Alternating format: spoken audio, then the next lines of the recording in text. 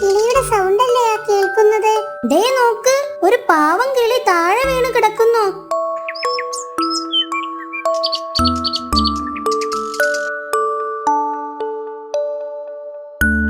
നോക്കൂ അലക്സ്, ഇതിന്റെ